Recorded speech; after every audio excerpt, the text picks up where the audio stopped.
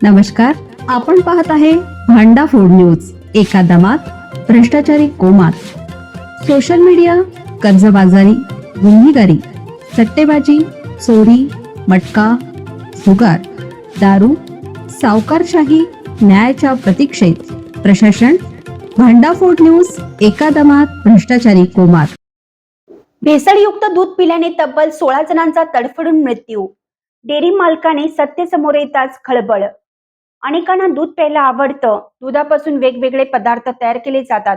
हे पदार्थही अनेक जण चवीने खातात. दुसरीकडे चहामध्ये लाखो लोक दूध टाकतात, परंतु काही ठिकाणी भेसळयुक्त दूध विकलं जातं. थोड्याशा नफ्यापायी केलेल्या या कांडामुळे अनेकदा लोकांचा जीव जातो. अशीच एक धक्कादायक घटना आता घडली आहे. मिळालेल्या माहितीनुसार गोदावरी जिल्ह्यातील नसलापुरम गावातील डेअरीमधून हे दूध विकलं जात होतं.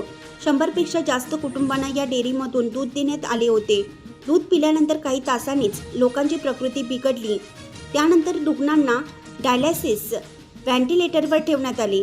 दरम्यान ICUत असलेल्या रुग्णावर उपचार केला जात आहे. या प्रकरणाची चौकशी केली जात आहे. आरोपींना लवकरात लवकर कठोर शिक्षा दिली जावी अशी मागणी केली जात आहे.